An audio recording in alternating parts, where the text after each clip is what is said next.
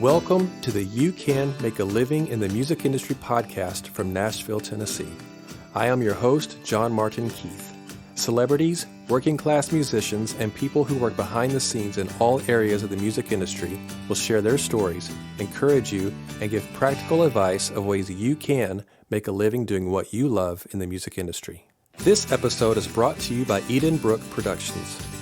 Edenbrook Productions is the company I founded to help musicians grow in their craft.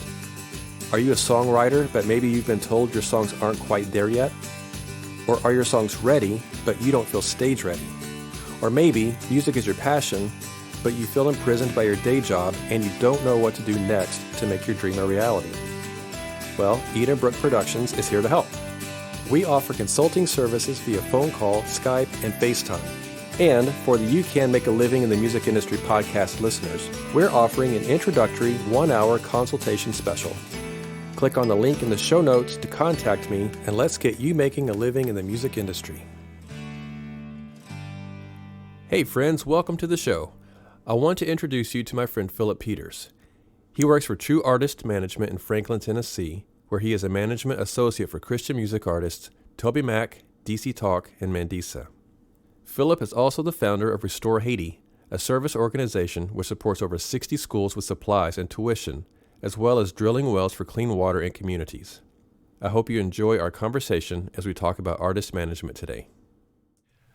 All right. Hey, everybody. I'm here talking with my friend Philip Peters. Hello, Philip. How are you? I'm doing well. How are you today? I'm good. Thank you. It's great to see you and hang out with you. And thank you so much for coming on and sharing a wonderful expertise with us and what you guys do in artist management. I hope so. Well, I hope so as well. So I want to give our listeners a quick introduction into how you and I met, because it's such a fun, quirky, weird thing that has nothing to do with music at all whatsoever. But you and I actually met back in December of last year, so almost a year ago. Yep. And we were auditioning for Wheel of Fortune. This was our callback. The callback to Wheel of Fortune. Yeah, we had gone level and one has been done the Wheelmobile thing, I guess, separately, and we got callbacks a month or so later. And so last December, we went downtown Nashville, and I showed up, and I was trying to get on the show. My whole life, I've always wanted to be on that show. Oh.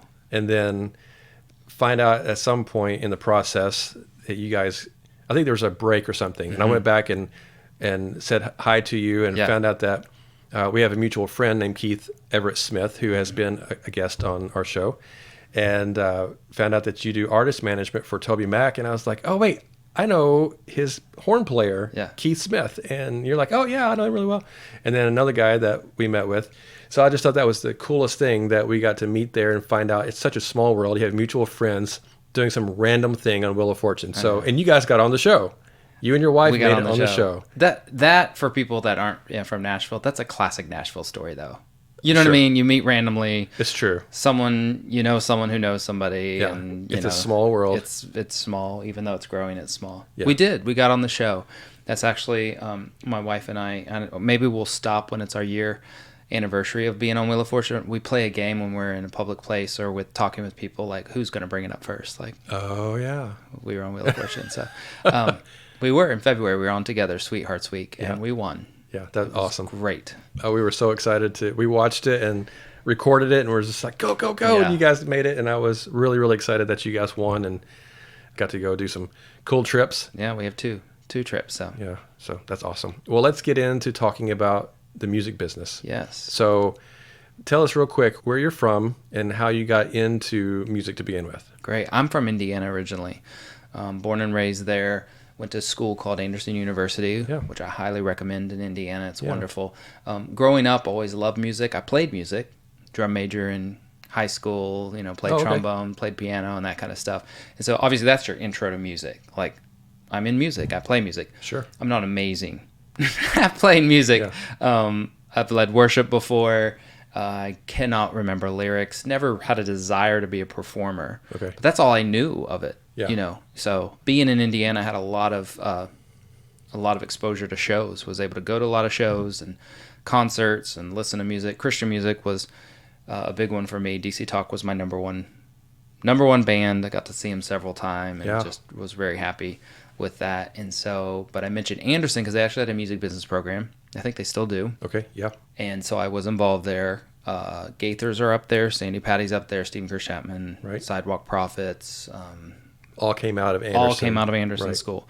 John McLaughlin. So it has a history of some good artists. So I wanted to, check that out. And so that was kind of my beginnings part of, starting with music as a freshman, 18 years old. Like, I think this is where I'm actually going to go. I've heard of Belmont, but small kid from Indiana, can't pay that tuition. Sure, so this was another great option. Yeah. So doing the music program there, what was your focus of study in the music program? Yeah, they've actually changed that, which I'm grateful for. Okay.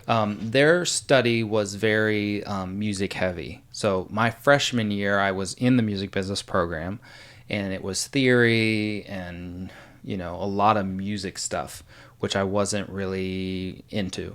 So my sophomore year, I did check out Belmont, didn't feel right, and I switched my major from music business to marketing. So I graduated with a marketing degree from Anderson. Okay. All right. And how does that shaped, I'm sure we'll go back and forth between the topics, but how does the marketing degree shape what you do in music now? Oh, 100%. Like it is, it's a team of people. Now we have digital marketing. I didn't when I started here. We didn't. And so between Facebook and Google ads and all that kinds of stuff and being creative and, you need photos and, you need to post every day. Now you need a photo every day, and now you need a video. And how can you get more creative with that video? So like that's all the marketing aspect. All the marketing aspect, which is incorporated with some of the touring elements that I work with. So So when you're in Anderson and you're studying marketing, are you thinking of it as I'm going to apply this to a music business when I get out of college, or were you thinking of going into a completely different field with marketing outside of music altogether? I continued on I got the music business minor. Okay. So it gave me some more music business class, music law, and that kind of stuff, which I thought was great. Okay. It was the Gaither's attorney who taught that night. Nice. It was amazing. He did it during the day and taught at night, which was awesome. I did, my older sister, who was at Indiana University, her line was, you should probably get a marketing degree because your first job won't be with DC Talk. So that was my fallback, if you will. Yeah. But also, I'm 18, 19, 20 years old, still learning. There is more to the music industry than just the band that's on stage. And so outside of that, okay, I see this guy running behind a board, out in the middle of the crowd. Yep. Don't think I can do that. Right. I'm not sound, sure. Geared to do that. So let's start to dig in a little more. So when I was at Anderson, I started working at the auditorium, which I'm good with people, gathering people, organizing people. So I was the student manager of their auditorium my sophomore, junior, senior year. And so I would interface with road managers and managers at that point. Okay, so when people are coming to Anderson to put on a concert for the students, you're working with the people that are coming in, putting all those things together. Yeah. And so what was some of the tasks that you had to do working along with the artists or the artist managers coming in for that? Yeah, they would send ahead of time their writer. Okay. And obviously there's a building manager who dealt with all the big details, but she would hand the writer and say, hey, go fill the dressing room with this stuff. Okay. Who do we have to bring the drivers and the artists and the band members and crew to the hotel when they arrive? Okay. How many people are going to have to set it up so we can set up the stage. Yeah. And all, Sure. bring in all the gear and that kind of stuff. And so that started to get my mind going, okay, wait, I could do that job. I could be on the other end of that. Like I love when working for the venue. I'm in college, but Right. I could do the other end of that where I'm going from city to city to city, making sure it's getting done. So right. For the artists. Yeah. as well. I was thinking road management would now be something I'm moving forward to do. Right. Okay. This is good information for someone listening right now that is in college or really, really early on and they're wanting to maybe work in the management side of things. Let me ask you this. What was the exact title that you held in college when you were working for the auditorium? I don't know, actually. Didn't have a title. I mean, it was a student, so, it would be maybe the, technical director maybe or whatever. Okay. So I'm trying to stage manager. Okay. It was the stage because we also had chapel. So right. Whoever was coming to chapel, I wasn't running sound or lights or whatever, but I was more over all of that. So, right. But okay. maybe it was just technical director. Okay. So for someone listening that's in college and they're wanting to get into that aspect of it, I think that's a really good point, that even where they are, it's not even thinking in the future. Like, okay, someday I want to do this thing for these artists, whatever, but I've got an opportunity right now because colleges all over the world have artists and speakers and different productions coming in to put on a show or a conference or whatever it is, and somebody has to help do those things. Well, and even before that statement, but even before I got to that point, my freshman year, I found out they were hiring students. So it was like, can you set up, chairs? Yeah. Can you set up this? And I'm like, yeah, I would rather work at that for a student job than the cafeteria or something else. Like, at least that kind of has an interest for me. So it kind of built itself. I didn't really go into it going, I need these steps. I don't know how to make it in the music industry. I'm still learning. Right. But in effect, you are doing that job even in school.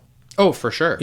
So that's what I want listeners to know as we're talking about this is like, okay, even in the moment that they are in right now, maybe they're in college or even in high school, there are productions, it always travels backwards. The earlier you get into working on some production on any level, that's just giving you experience that you're going to expand on later on down the road. Yeah. So I have my marketing side, but yet I'm having the practical learning because I was working Anderson, but then the Gaithers are up there. So whenever they would come in on a Sunday night, Monday morning, they would hire us, some college kids, to come and recable and bring everything off the trucks.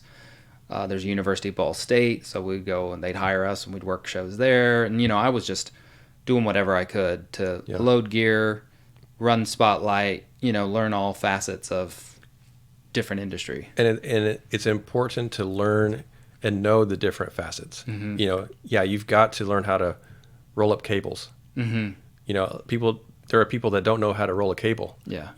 And as I probably don't anymore. Probably, and that's fine. But at least you did, and it's a stepping stone. That seems like a really trivial thing maybe, but somebody has to be able to do all these things, and it has to be done in a certain way. Otherwise, because you can mess up the cables. Yeah. And it seems really tedious to say that, but it's true. Yeah. So that's important for people to know about. So after you got out of college, and you got this experience behind you now for working, the shows coming in and different things. What was your first job out of college that had to do with music? The current job I'm in. The current job you're in. Absolutely. And so you've been in it for how long now? It'll be 17. It'll be 17 this October. 17 years you've been working the same company. So I didn't have an internship, but because I worked and knew a lot of these players in Indiana, kind of worked as an internship. So I walked into my interview here working with the promoter that they had worked with, and that guy kind of taught me how to settle shows.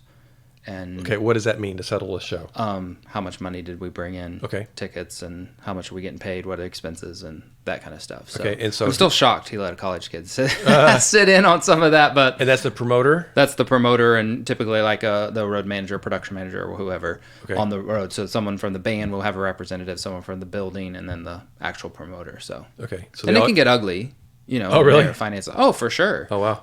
If you're flubbing numbers as a promoter.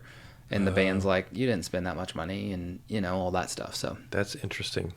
Yeah. To know.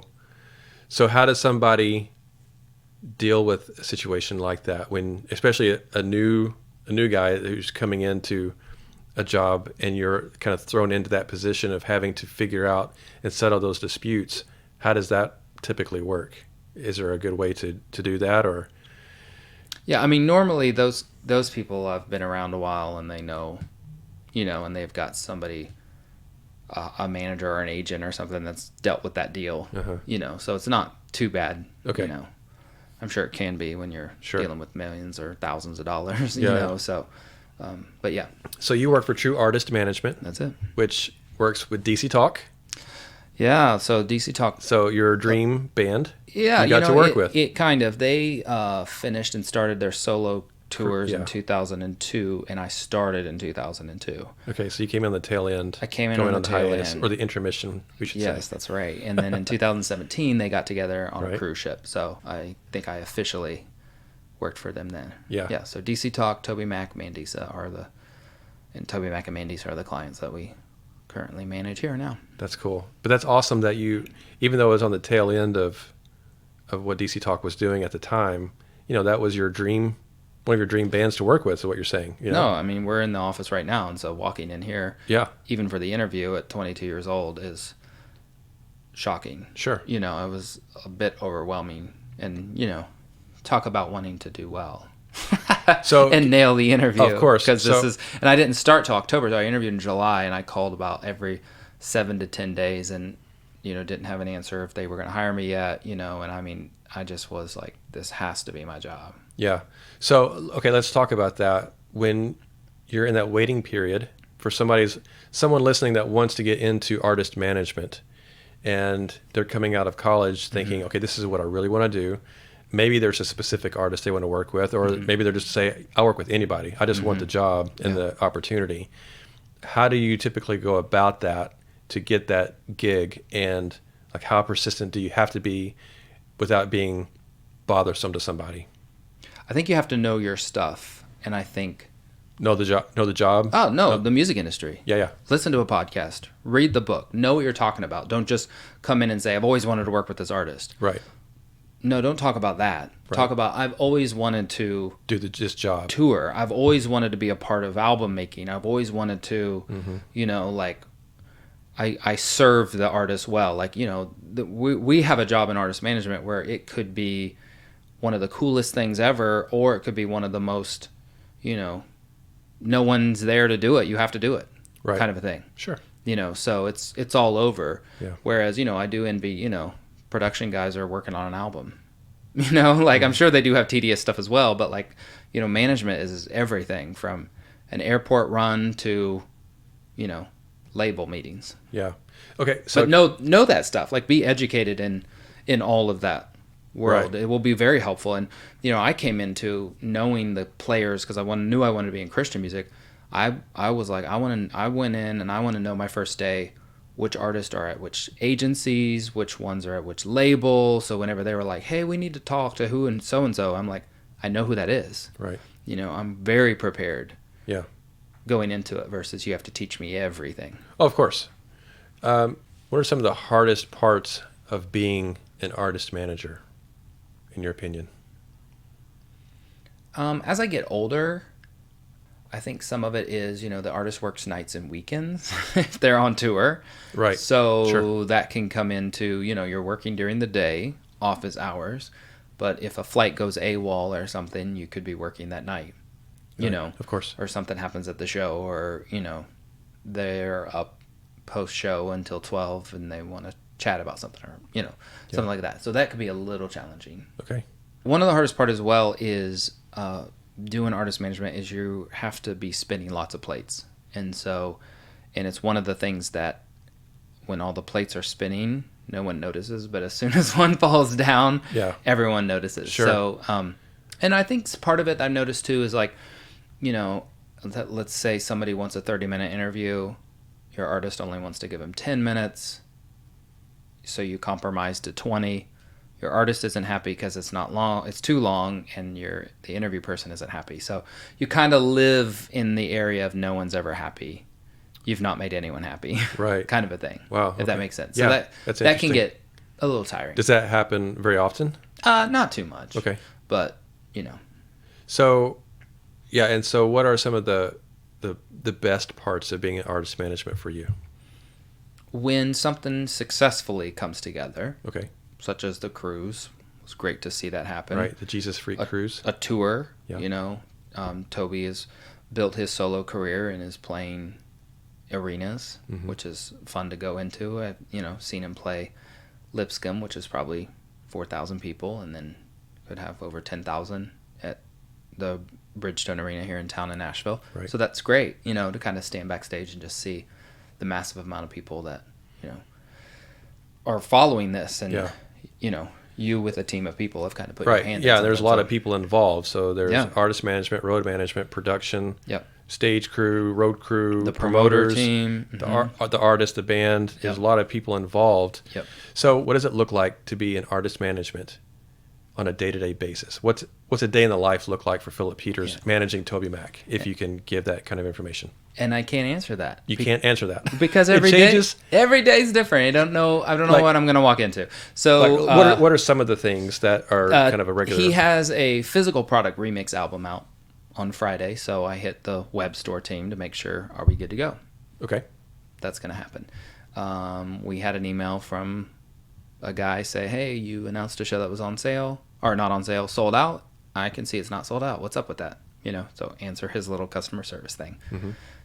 Those kind of things. So they can have some flights, and then I had a conference call earlier today about a promo I'm doing for a cruise that we're doing next summer. Okay. So try to get creative on a promo there, and could be a little risky, so it could flop, but it could sell a lot of cabins. Yeah. And that's awesome. Okay. And then I know we were talking about, we're sitting in your conference room, and there's a box of T-shirts sitting here next to us, and we were talking about before we started recording, just some of the different things that you have to do as a manager, and you're like knocking on, a T-shirt box. So, you're having to deal with merch. Yeah, I mean, we have a great merch team, but yeah, there could be elements. I mean, before I've gone out and I've sold merch before. Yeah. That's been several years ago, but yeah. But that's another part of and especially and it could be one of those things where obviously we don't house the merch in our office, but if we need a shirt, like, hey, can you get this shirt for me, for my kid, or for someone who's got cancer or whatever, like, And that goes through you. Yeah, a lot of times, or send it to the merchandise person to see if they can send it off, or I'll go pick it up or something like that. Do you guys, as artist management, do you have kind of take a lead on like designing, what something's going to look like merch-wise for an artist, or is that completely out of your ballpark? Completely out of it. I'm not involved in merchandise and the design, which I'm fine with that. I'm not very creative in that, what looks cool. But yeah, I mean, there is Toby's manager here. She will make sure all that's on track and kind of work on pricing and budget, and a t-shirt company wants to sell t-shirts and they want to make t-shirts, and they're not always looking at how much those shirts are, where we would have to come in and go, hey, we wouldn't make any money on these shirts, so go find a different type of shirt or whatever. So you're working with Toby and Mandisa are your two main artists that you work with. Yep. So what does it look like when you're having to manage two artists at the same time? Like, how do you split the work, and what's the difference between working with a male artist maybe as opposed to a female artist, if there is a difference? Yeah. So but just the fact of having to work with two people at the same time, though, as opposed to one, what does that look like? Yeah. I mean, again, we've got a lot of people that do a lot of different things, so that's helpful. Yeah. And the email, we all live by email, and it almost seems like more people are living on iMessage, asking for questions or, those kind of things for iMessage, but yeah, I mean, it can get exhausting.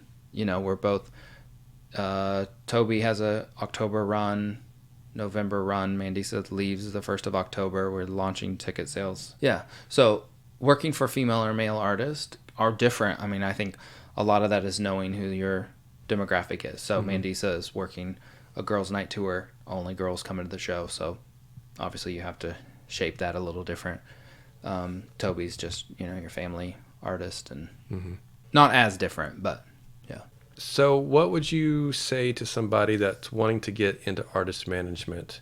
Like, what are some practical steps that you would suggest for them if they're wanting to pursue this as a career? Is there anything particular that they need to look at?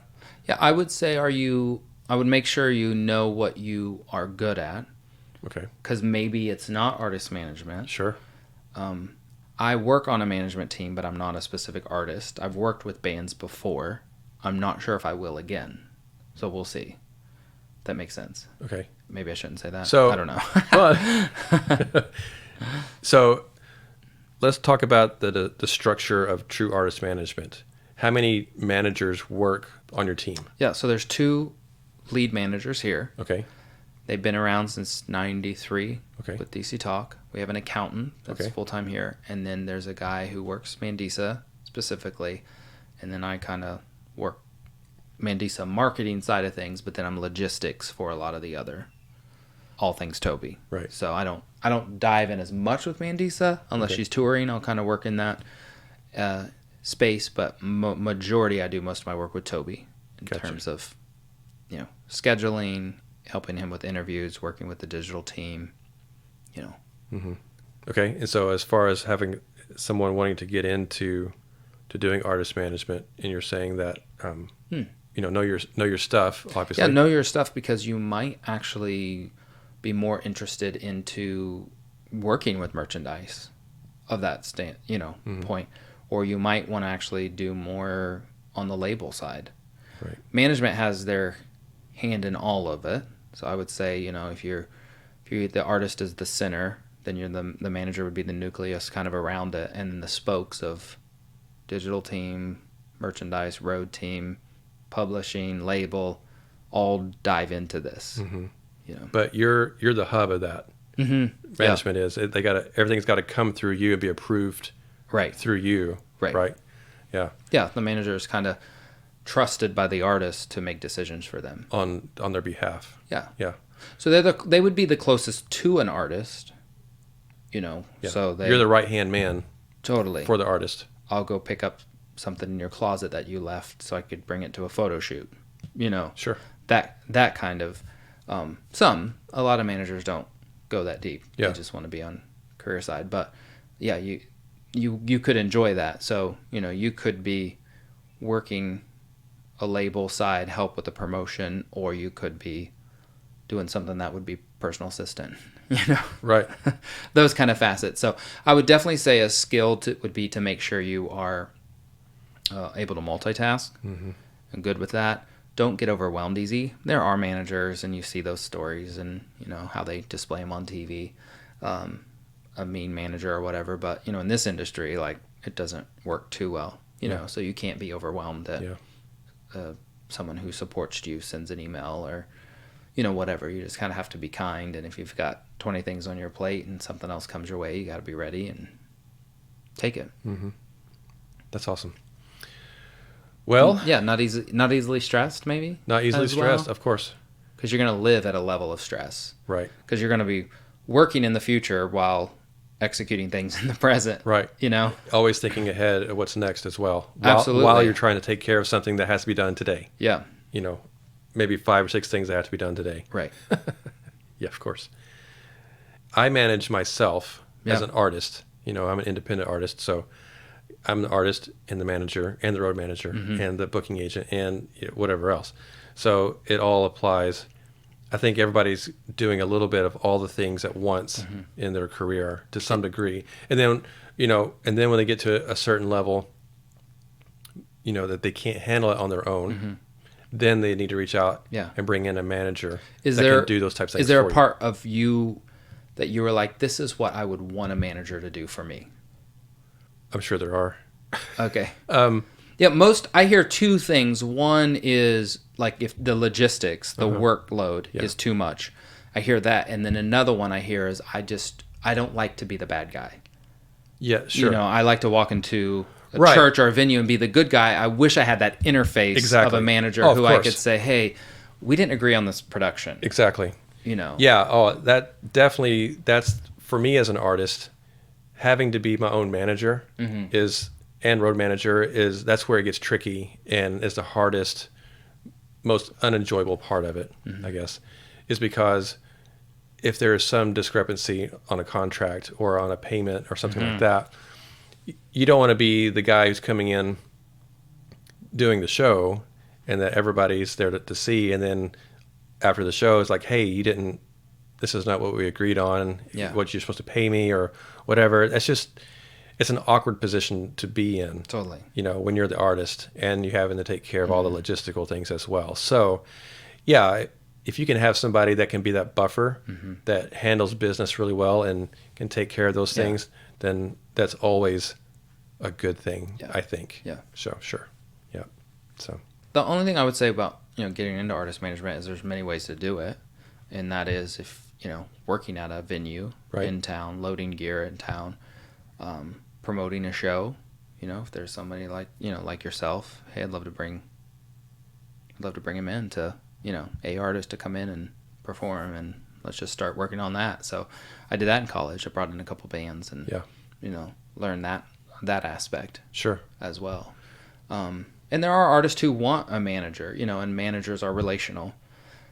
And so most people who call in, there's so many people, and the workload of the music industry is just overwhelming because there's less and less people working, but the workload is just grown. So if you can do the work on your own, do the work on your own, because there's not, unless you have found an artist or a manager who's heard you play and is like, this is absolutely amazing. I'm going to get behind you. I'm going to open my Rolodex. Let's go. Yeah. Yeah. Well, let's take it from the other aspect, from the artist aspect for a minute. What does it take for you guys, or maybe other managers that in the business, for them to bring on a new artist? As so from my perspective, let's say I'm an artist looking for a manager. What does it take for me to approach a management company and say, hey, I'm looking for a manager? What does it take for you to bring me on and for you to be my manager? For someone that's interested in it on that perspective, what do you say to somebody like that? Most of the time internally, it would be if that artist, a lot of times an artist has come to us if they already are with somebody else with an agency or a label. Okay, so they're already signed to a label. They're already signed. A lot of artists will come here, say, I want a manager, but at that point, you're asking me to get you on a big tour. Not sure if I'm able to do that. Get you signed. Not sure I believe in you. And that sure. Get you, all this extra deals where you're not really going to make either, not you specifically. No, yeah, no. The artist is not going to make us money for 3 to 5 years. Right. And the workload's going to be a lot, But if you're somebody who is like, I actually play X amount of shows a year. I'm making this much money. I need some help with my digital side of things, or I need some help with building some stuff. There are those bands that come this way and we're like, wait, where's this band coming from that is from Kansas and they've got all these followers and they, are really good at what they do and they just need some help crafting some songs and I think they're there, right. Yeah. I don't know how many managers are doing that. It kind of seems in our world, it kind of comes from the label first. Like, we found these artists, now let's build the team around them on a booking agent, artist manager. Yeah, that makes complete sense. Yeah, I mean, I would love to be that guy that, finds somebody ridiculous, the Bieber story, like to be that manager is like, this guy's really got something and I'm going to shop him around town and, go for it. But you don't hear that too many of those stories anymore. Right. So as far as in the management side, you guys don't typically take an artist and shop them to different labels, not like they used to anymore. Yeah, I mean, they have before. I mean, when Mandisa, 10, 12 years ago, whenever she came our way, we did that. Okay. She was off American Idol, though. Right.